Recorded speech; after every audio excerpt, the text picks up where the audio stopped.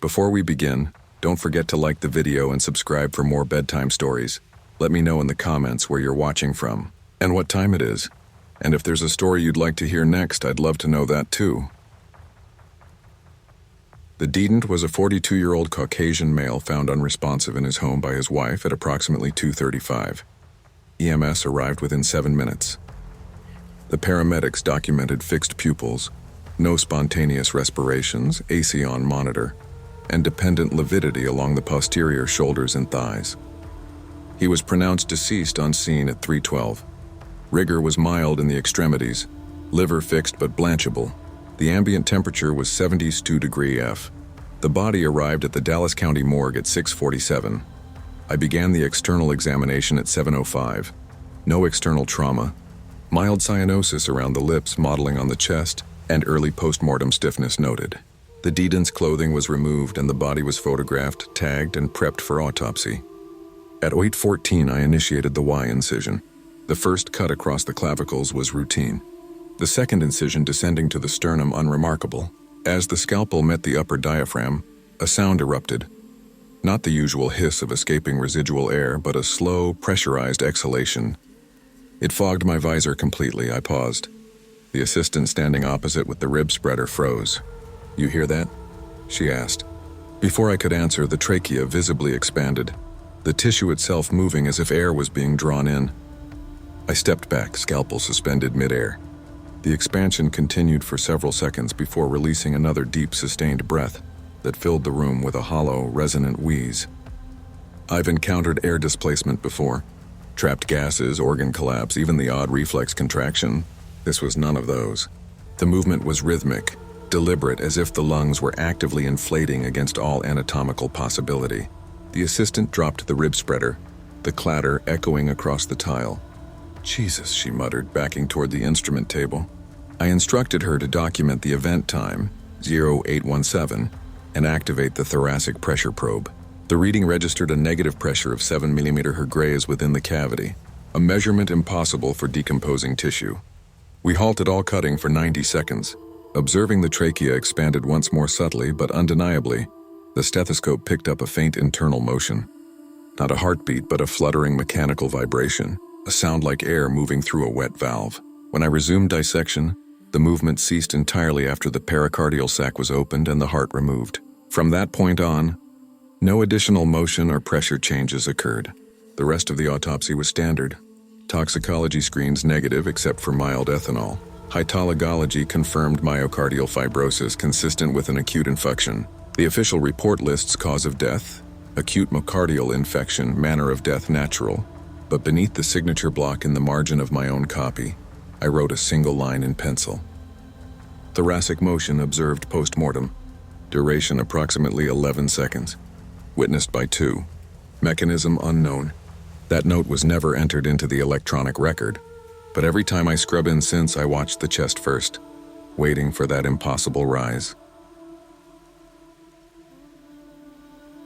The case involved 2 decedents, a 45-year-old female and her 17-year-old daughter, both victims of a high-speed motor vehicle collision on Interstate 5.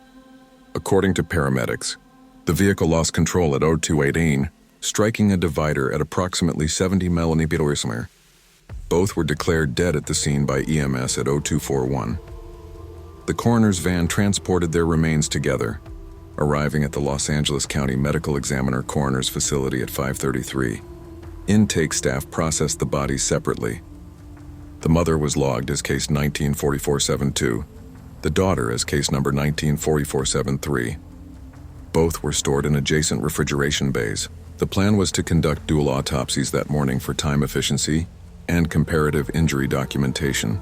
I assigned myself to the daughter's case first, while my assistant, Dr. Karen Fenton, prepared the maternal chart for later examination.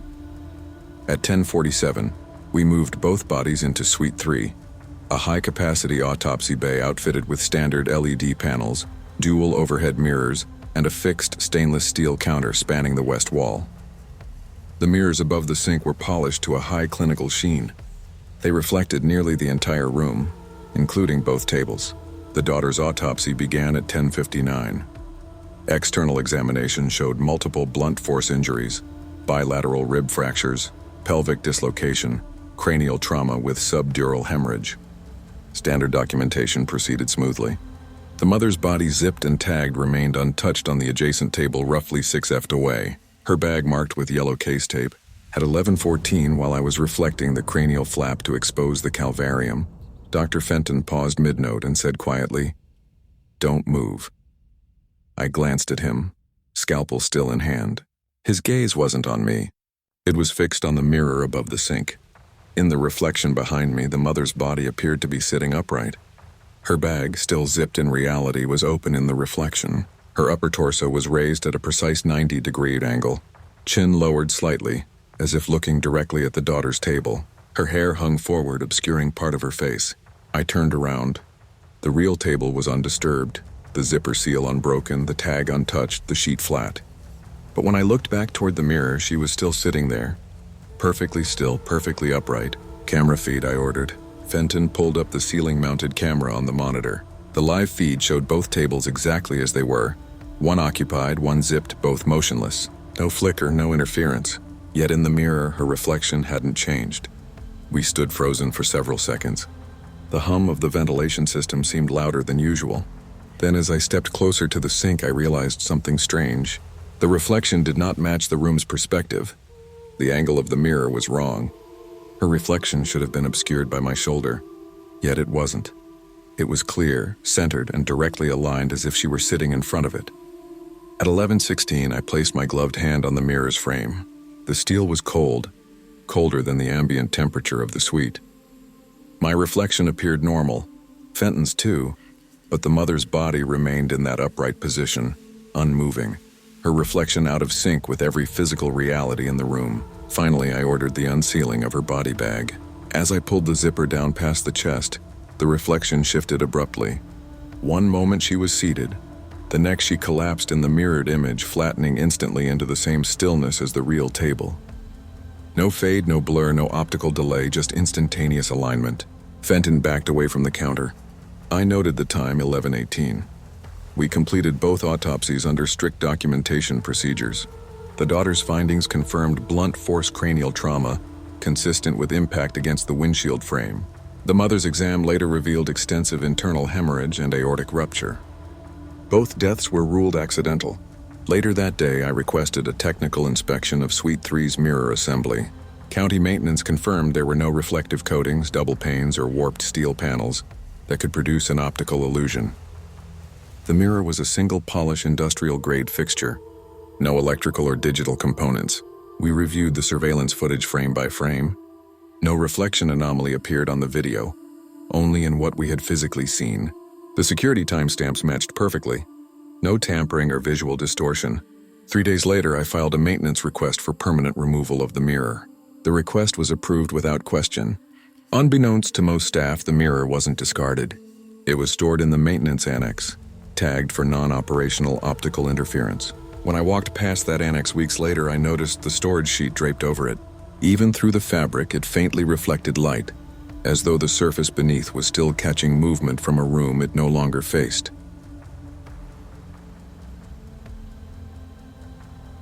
The decedent was an 11-week-old male infant delivered full-term, birth weight 7.1 lb with no prior history of congenital illness, found unresponsive in his crib at approximately 0532. Paramedics arrived within 5 minutes. Resuscitative efforts were performed for 22 minutes without success. The child was pronounced dead at 0604. The working diagnosis from the pediatrician was sudden infant death syndrome. The body was transported to the Ramsey County Medical Examiner's office and received at 7:26. Intake inspection documented no external trauma, cyanosis limited to the lips and faint post-mortem mottling on the back. Rectal temperature at intake, 91.3 degrees Fair. Liver fixed, rigor mild. At 8:47, I began the autopsy in Autopsy Suite 2. The mother had requested to be present for the initial examination, a rare but not unprecedented request. She was seated behind the observation glass with a staff nurse assigned to accompany her. I recall the room being exceptionally still that morning, the kind of quiet that feels almost suspended. The overhead lights hummed softly, reflecting off the stainless steel table. I started with the standard external documentation. Weight, length, head circumference, all within expected ranges. The infant's expression was peaceful, mouth slightly open as though mid-breath. At 8:53, I made the initial scalp incision reflecting the cranial skin to expose the skull. As the cranial reflection reached the occipital region, a sound rose through the room. It was faint, high-pitched, tremulous, an unmistakable infant's cry, one drawn-out wail that lasted perhaps 2 seconds before fading into silence. The mother collapsed to her knees on the other side of the glass. The nurse beside her screamed. I froze with the scalpel in hand. My assistant, Dr. Ningguan, turned pale and stepped back, muttering, "Did you hear that?" We all had. There were no operational monitors in the room, no electronic devices besides the ceiling mic used for procedural recording. The overhead speakers were disconnected.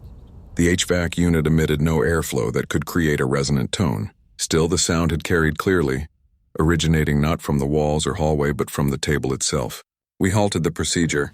At 8:56, I ordered a full sweep of the suite. All equipment powered off. No sound leakage from adjacent rooms. No interference on the line. At 9:02, with the mother escorted out, we resumed. The cranial cavity was opened, the brain removed for examination. No abnormalities detected. At 9:17, I began the thoracic incision. When the sternum was spread, a soft bubble rose from the left lung field, subtle but visible. The thoracic cavity exhaled through the end of the incision, releasing a faint hiss, followed by a single wet pop of air escaping through fluid.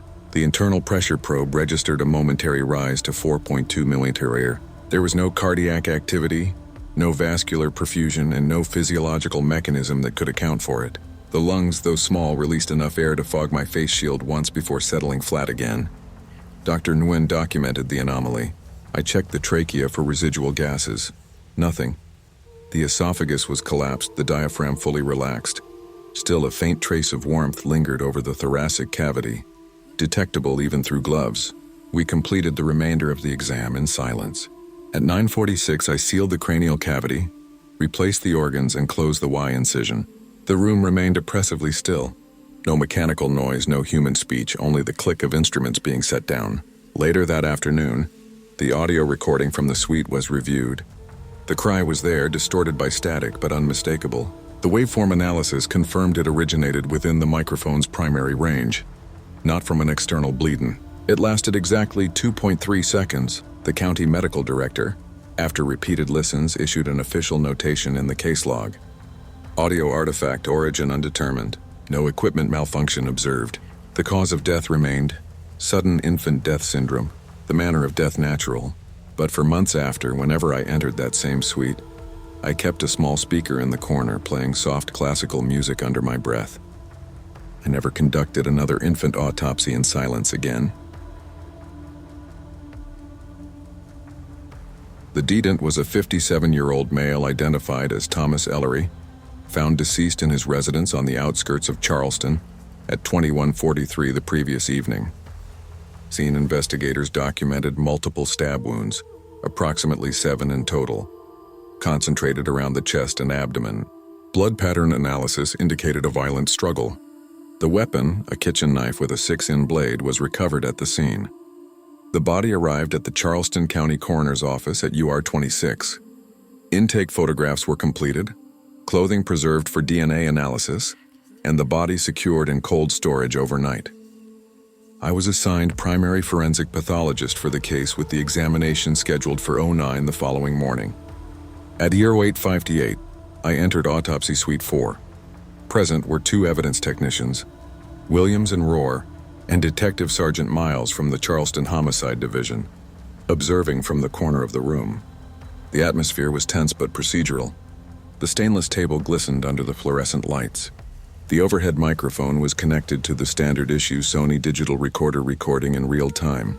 I confirmed audio was active and began my dictation. At 09:03, I initiated the external examination. The first incision area was photographed, measured, and described aloud as per standard practice. My voice was steady clinical. Case number 01133.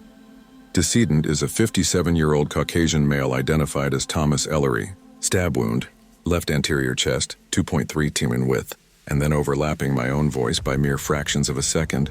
Another voice entered the recording. A male voice, calm, clear, and close. That's not where he started.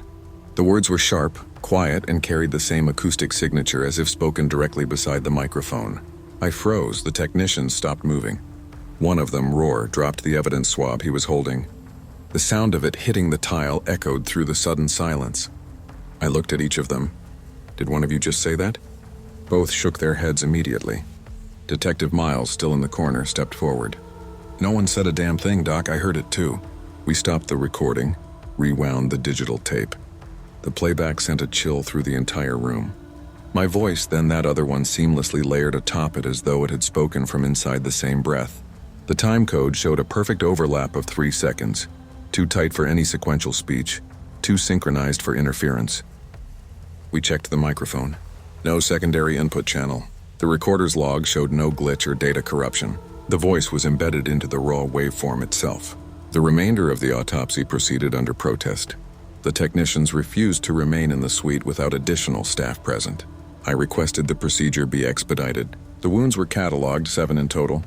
Consistent with a single-edged blade, estimated force moderate to severe. The pattern suggested rapid thrusts from a right-handed assailant standing in front of the victim. The recording was sealed as evidence and submitted to the County Forensics Unit for analysis. Later that afternoon, 2 audio engineers reviewed the tape independently. Their report noted, secondary vocal imprint detected overlapping primary dictation. Voice timbre consistent with adult male. Approximate frequency matched to Deedon's prior known recordings within 4% variance. Temporal offset renders live interference impossible. I didn't sleep that night. At 23:18, my phone rang. It was Detective Miles. His voice trembled slightly when he spoke. They got the suspect, he said. He confessed. According to Miles, the suspect, the victim's younger brother, admitted to stabbing Thomas during an argument about money. In his statement, he described the first wound as being inflicted beneath the left clavicle, angled downward toward the sternum, exactly opposite of what I had dictated aloud. Exactly as the disembodied voice had said, the case file remained open for several months, annotated with an unusual line near the bottom. Audio anomaly observed during autopsy, chain of custody maintained. Unofficially, the recording circulated among staff for years afterward. Some claimed to hear breathing just before the voice. Others said they could detect the faint sound of a heartbeat under the waveform noise. I never verified it. But when I listen back, and I still do sometimes, the voice doesn't sound distant. It sounds close. Too close. The decedent was a 63-year-old female admitted to a long-term nursing facility for complications related to advanced diabetes mellitus and mild dementia. She was found unresponsive in her bed at 2:11. Facility nurse noted absence of pulse and respiration. Resuscitation was not attempted due to DNR status. She was pronounced dead by the attending physician at 2:19 and transported to the Cook County Medical Examiner's office at 5:43. Initial intake examination began at 6:05. The decedent's body was fully clothed in a hospital gown and wrapped in a standard white shroud. Her identification band was intact. External photos confirmed mild postmortem lividity along the posterior aspect, early rigor mortis and intact ocular globes with normal scleral collapse. Intake documentation clearly described eyes closed, intact, clouding consistent with postmortem change. The remains were placed in refrigerated storage drawer 3B at 0637. Digital log showed the drawer temperature maintained at 37 degrees throughout the night. Chain of custody records indicated no drawer openings between 0637 and 0804. The following morning at 0810, I began the preliminary external autopsy exam. Upon unzipping the body bag, I immediately noted bilateral ocular absence. The sockets were hollow, smooth, and dry. No hemorrhagic seepage, no swelling, no fluid pooling. There were no external lacerations or evidence of blunt trauma to the orbital rim. The eyelids were retracted slightly but not torn. The tissue beneath appeared surgically precise, not gouged, not pecked, simply missing. I paused the procedure and called for the attending investigator. Intake photographs were pulled up on the screen, clear time-stamped, showing both eyes intact. Within 12 hours, they were gone. Security was notified. The morgue CV cameras positioned over the intake and cold storage areas were reviewed. The drawer was never opened. The footage ran continuously. No interruptions, no entry by staff, no shadows, no movement. We conducted a secondary examination of the refrigeration unit itself. No signs of forced entry. The interior seals were intact. Internal temperature stable, no evidence of rodent or insect activity, no condensation. At 0902, I swabbed the orbital cavities and noted faint epithelial scraping under the superior ridge. Fine linear abrasions on the mucosal tissue running posteriorly, suggesting an internal extraction motion. Microscopic analysis later confirmed the scraping pattern was consistent with suction or pressure withdrawal from within the orbital cavity, not incision or external trauma. The absence of bleeding remained inexplicable. Even post-mortem, such removal should leave at least trace vascular rupture or pooling. There was none. We extended the examination to the nasal passages and cranial base. No tool marks, no nasal disruption. Sinuses unremarkable. Pathology was consulted. Tissue samples from the orbital base were prepared for DNA sequencing. The residue obtained was faintly translucent, gelatinous, and unlike any decomposition byproduct typically seen. Under magnification, the sample contained irregular organic filaments with no human cellular markers. The final notation read simply, "Unidentified organic residue, non-human origin." The Deedon's family was informed.